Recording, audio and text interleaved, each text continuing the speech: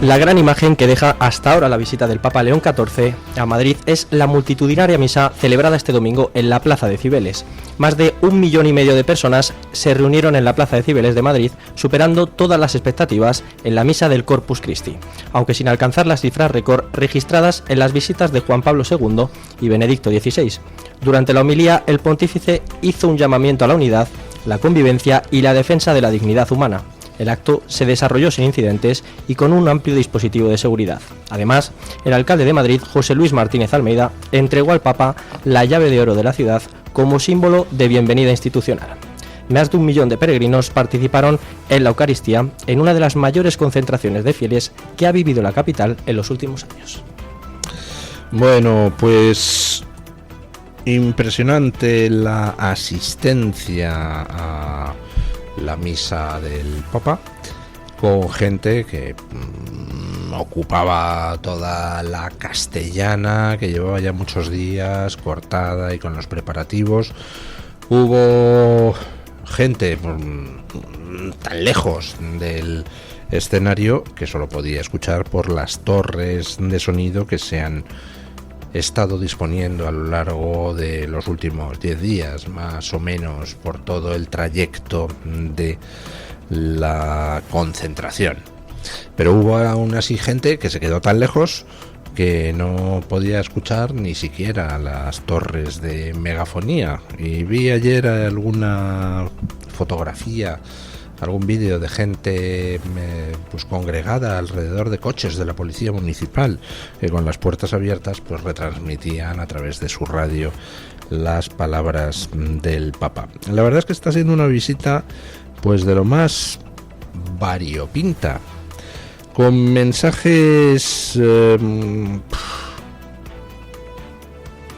fin, que a mi juicio están fuera de la realidad en lo que respecta a los temas migratorios, pero también con momentos, pues hombre, muy emotivos, como por ejemplo el de Antonio Banderas hablando de su conversión al catolicismo, hablando de su necesidad de Dios, etcétera.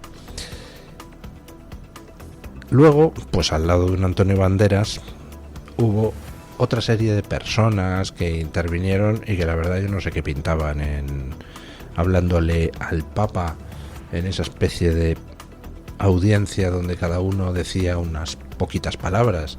¿Qué demonios pintaban ahí Garamendi y sus garamenditos? ¿Qué pintaban ahí la patronal y los sindicatos? Bueno, pues es una manera de lanzar el mensaje de que es que la sociedad civil le está hablando al Papa. Pues no, es mentira, no le estaba hablando a la sociedad civil. Ni Garamendi, el de la COE, ni el Unai sordo y el otro chico del que nunca me acuerdo, representan ni a empresarios ni a trabajadores. Son pantallas para fingir que se habla con la sociedad civil.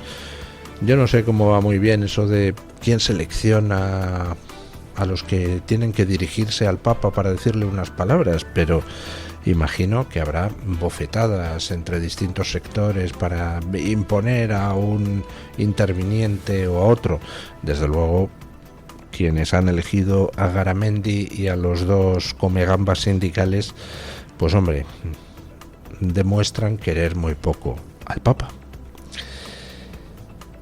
Yo me pregunto cómo le llega al Papa la información sobre lo que pasa en España. Porque si determinados mensajes, como por ejemplo las exhortaciones al multilateralismo o las llamadas a acoger la avalancha inmigratoria, pues no resultan adecuadas en ningún momento, ya hacerlo, efectuar la visita y lanzar esos mensajes cuando en estos momentos estamos asistiendo a la explosión de la catarata de porquería de la corrupción de Pedro Sánchez, pues resulta particularmente inoportuno.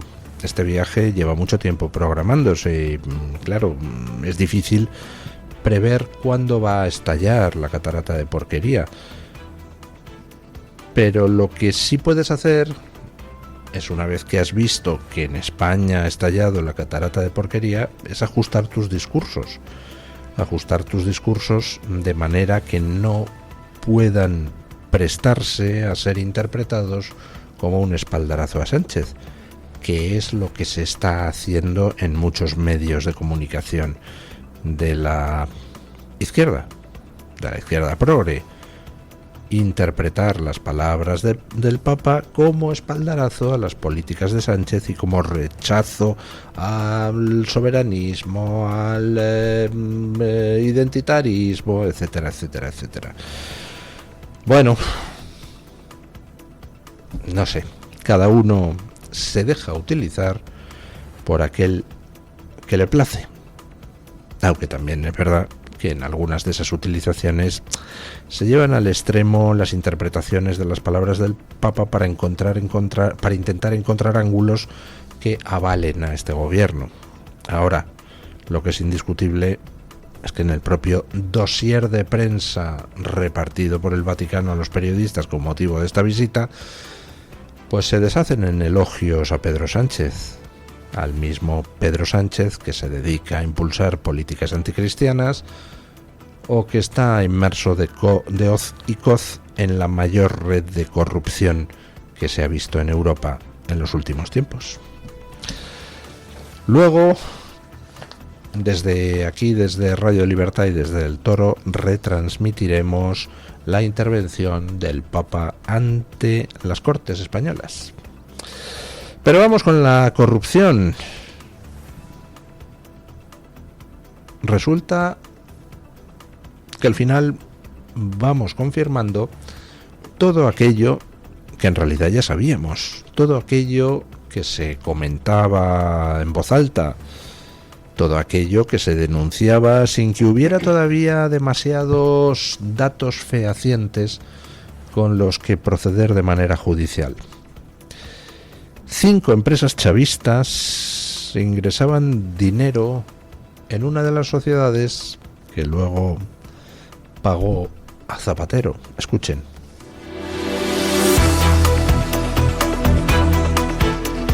Nuevas informaciones sobre el caso Plus Ultra apuntan a la existencia de una red de sociedades vinculadas al chavismo que habría canalizado fondos hacia empresas relacionadas con el denominado Grupo Zapatero. 5 compañías ligadas al entorno de la vicepresidenta venezolana Delcy Rodríguez ingresaron dinero en una sociedad que posteriormente realizó pagos a personas investigadas en la causa. La investigación sitúa en el centro de estas operaciones a la empresa Softgestor, una gestoría madrileña que recibió fondos de varias sociedades venezolanas, españolas y estadounidenses vinculadas a empresarios próximos al régimen chavista. Según la información, parte de ese dinero acabó en pagos a la consultora de Julio Martínez Martínez, considerado una figura clave del entorno de José Luis Rodríguez Zapatero.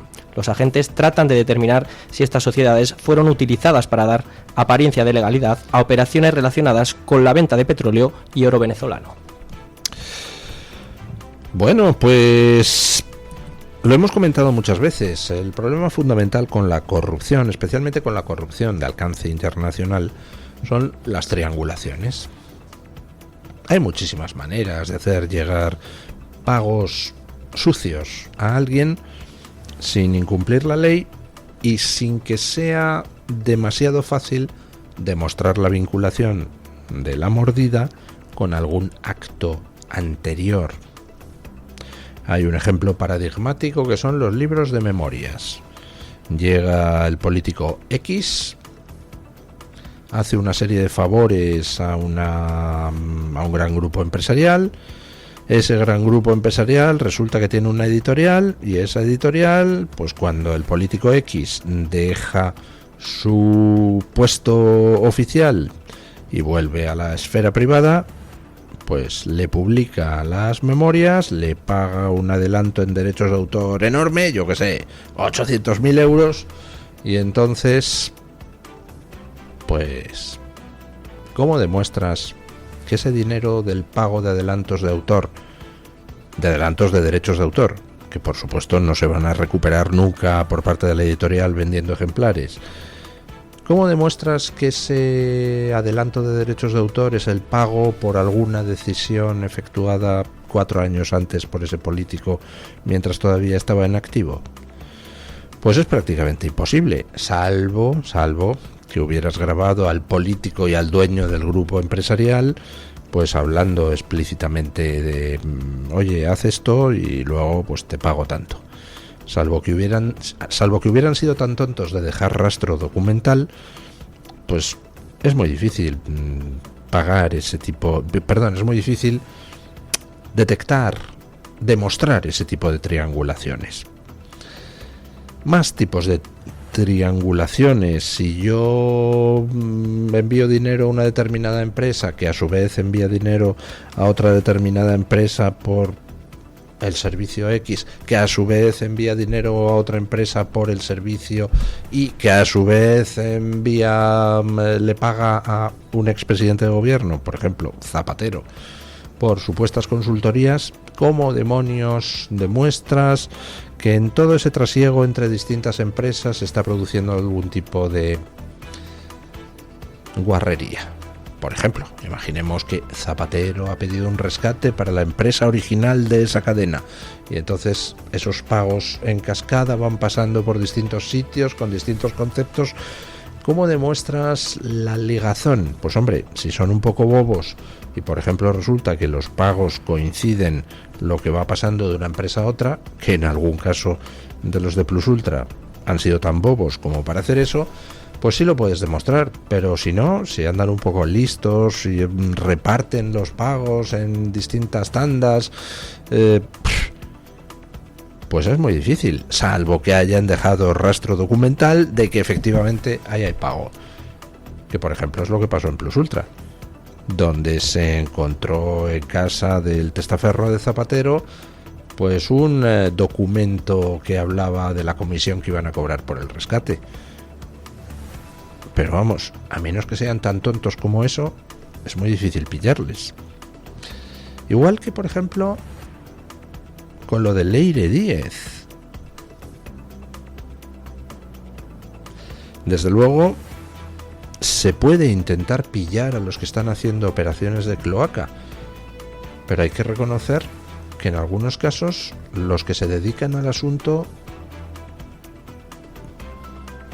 pues lo ponen especialmente fácil, ¿no? El otro día lo preguntaba yo en las redes. ¿No les llama a ustedes la atención que Leire Díez y Cerdán y toda esta panda que formaba la cloaca del Partido Socialista para intentar sobornar, extorsionar, amenazar, destruir a jueces, fiscales, policías, guardias civiles, ¿no les llama a ustedes la atención que toda esa trama se la encargara el Partido Socialista a una panda de pringaos que han ido dejando rastro por todas partes?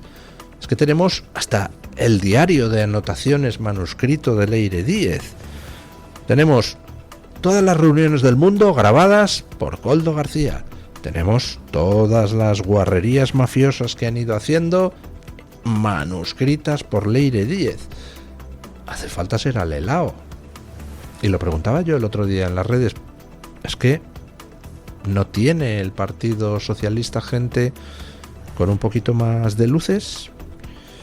Pues da la sensación de que no. Da la sensación de que es que el material humano hace muchísimo tiempo que en el Partido Socialista es especialmente de baja calidad. Claro que cuando un partido se convierte en una máquina de meramente robar, ¿quién demonios va a entrar ahí? ¿Van a entrar los más altos filósofos de la historia? ¿O lo que entra es gente más bien cutre que lo que quiere es buscarse la vida y al final se instaura una manera de promocionarse en el partido donde el más cutre y con menos escrúpulos es el que asciende en detrimento de los que puedan ser un poco más listos? Pues muy posiblemente. Estamos viendo cómo,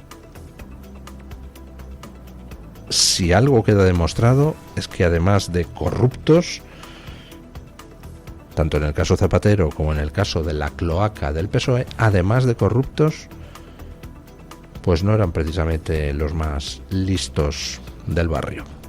Bueno, hemos hablado antes del Papa, los mensajes que está lanzando. Entre esos mensajes, pues Nos ha hablado el sumo pontífice de la necesidad de establecer un diálogo con el Islam. A mí me gustaría preguntarle al sumo pontífice, pero estoy interesado en iniciar un diálogo sincero. Me pasa, me he encontrado con un interlocutor difícil y me gustaría pedirle consejo al sumo pontífice sobre cómo puedo hacer. Escuchen, por ejemplo, lo que pasó ayer con este marroquí lleno de ganas de diálogo que la montó antes de ser reducido por la policía. Escuchen.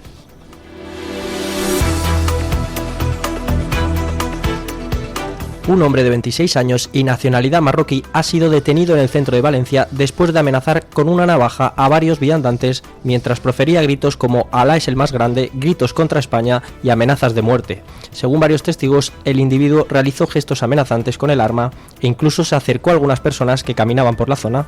Una de ellas relató que el detenido le pidió un cigarrillo y tras recibir una negativa afiló la navaja contra el suelo.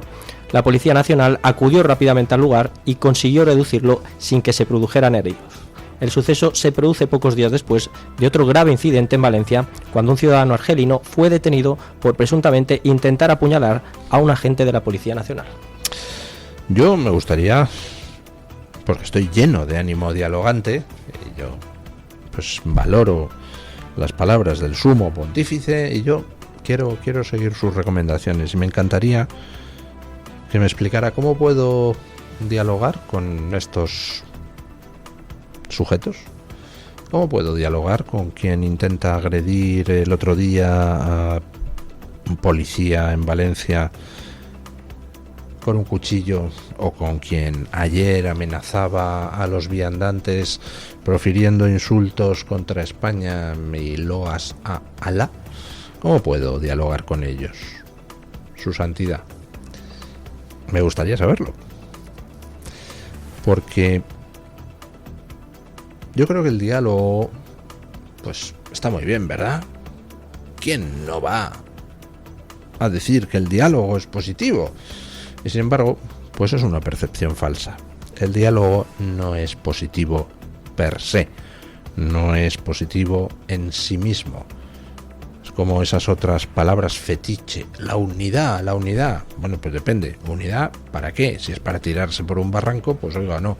Yo prefiero alejarme del consenso del grupo, que se tire quien le dé la gana, y yo pues me quedo arriba lamentando que los demás no hayan sido inteligentes. El diálogo, pues, es 3/4 de lo mismo. ¿El diálogo está bien? Sí, siempre y cuando sea con las personas y grupos adecuados. Invocar el diálogo en la Alemania nazi, exhortar a los judíos a dialogar con los nazis, pues hombre, no hubiera tenido demasiado sentido. ¿No le parece? Decir a los chinos que dialoguen con el gobierno que los oprime, los fusila o los somete a esterilizaciones forzosas, pues hombre, no parece que sirva para mucho. Decir a los prisioneros del Gulag que dialoguen con los representantes de Stalin, pues no sirve para absolutamente nada, si acaso para que te reduzcan todavía más la ración de comida o te den una paliza. No puedes dialogar con quien te quiere matar. No puedes dialogar con quien te quiere destruir. Puedes dejarte matar, ¿vale? Puedes dejarte destruir, pero dialogar no, porque no sirve de nada. Entonces tienes dos opciones. Cuando alguien viene con una navaja hacia ti, pues hombre, te defiendes o le dejas que te la clave. Pero eso de dialogar, oiga usted, señor navajero, vamos a sentarnos apaciblemente. ¿Qué diálogo cabe en Nigeria entre los cristianos asesinados y las milicias islamistas que los asesinan? Yo creo que ninguno. Que es inútil intentarlo. Y que lo que hay que hacer es defenderse.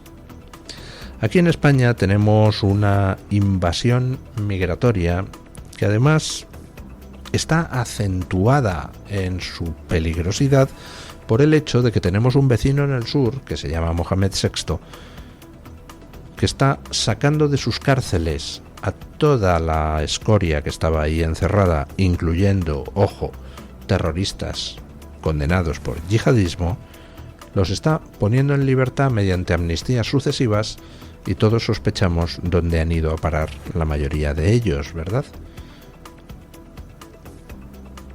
¿Qué diálogo cabe con asesinos, con violadores?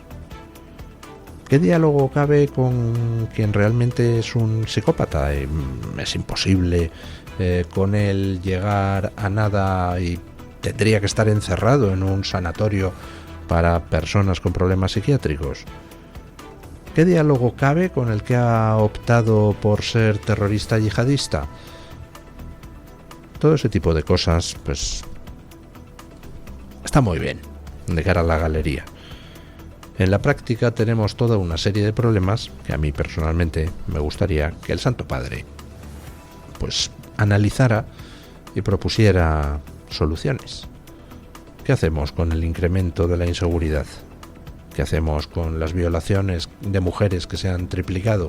¿Algo que decir a esas víctimas? ¿O tenemos que decirle no? ¿Os instamos al diálogo con el Islam?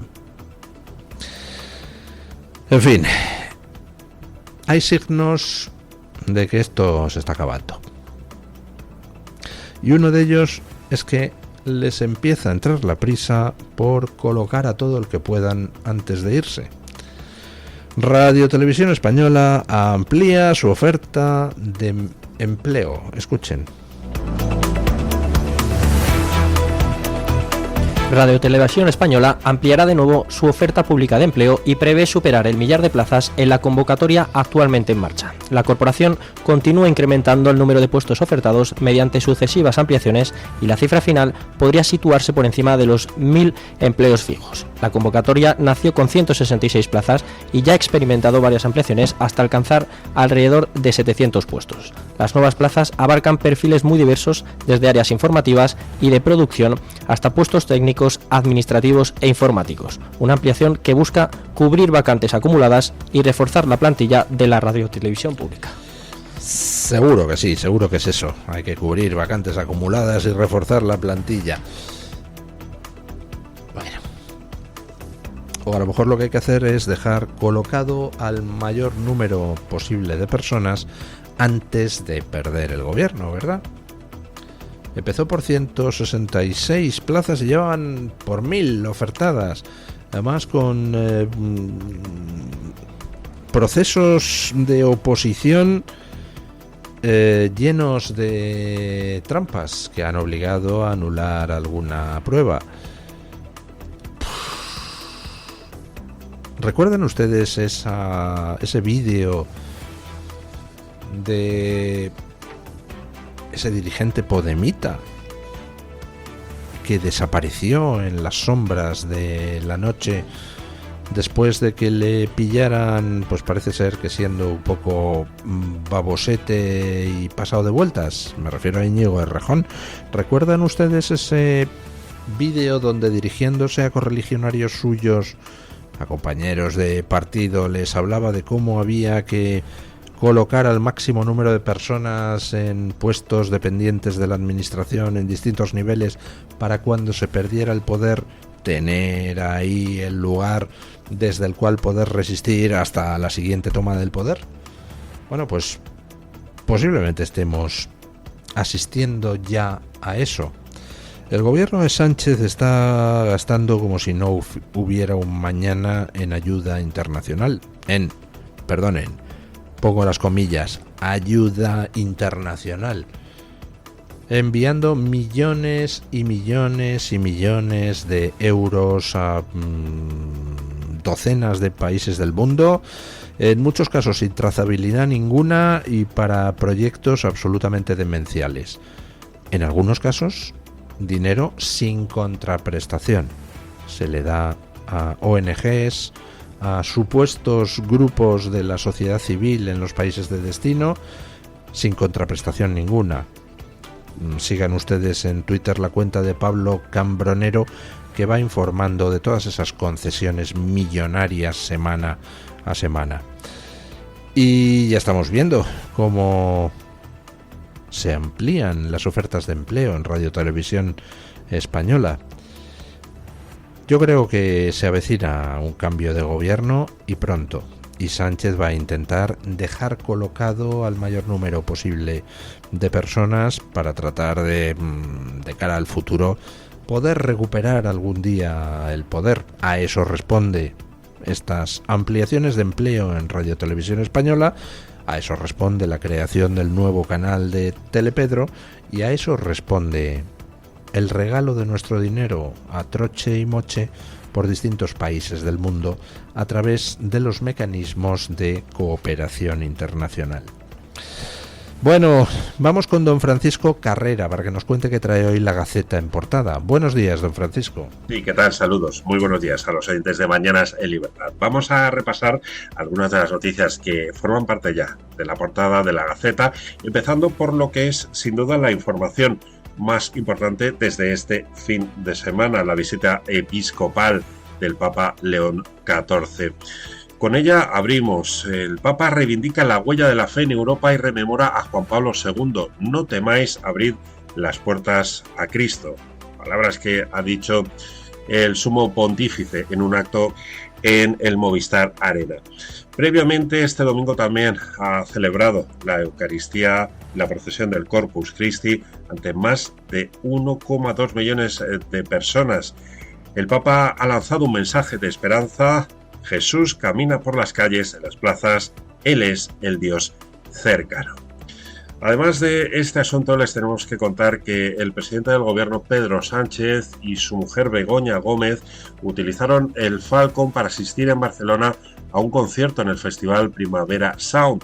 Un helicóptero Super Puma les trasladó desde Moncloa hasta el aeropuerto de Torrejón para coger el avión de presidencia. Más cuestiones. Solicitan 5 años de prisión para 2 argelinos acusados de patronear una patera llegada a Formentera con 17 inmigrantes ilegales. Y en Cataluña, el Tribunal Superior de Justicia retira una pensión de invalidez a una mujer tras constatar que vivía en Marruecos y percibía allí otra retribución durante 4 años. También les recomendamos la lectura de nuestra sección de opinión hoy con Jesús Sainz, Carlos Esteban e Iván Vélez. Y como no, pueden visitar la viñeta de la Iberosfera con el humor de Santi Oroge. Es todo por nuestra parte. Les mandamos un cordial saludo desde la redacción de la Gaceta. Que tengan un muy feliz lunes. Muchísimas gracias, don Francisco Carrera, y un saludo a todos los compañeros de Gaceta. Hacemos una breve pausa publicitaria y a las noticias de las 8.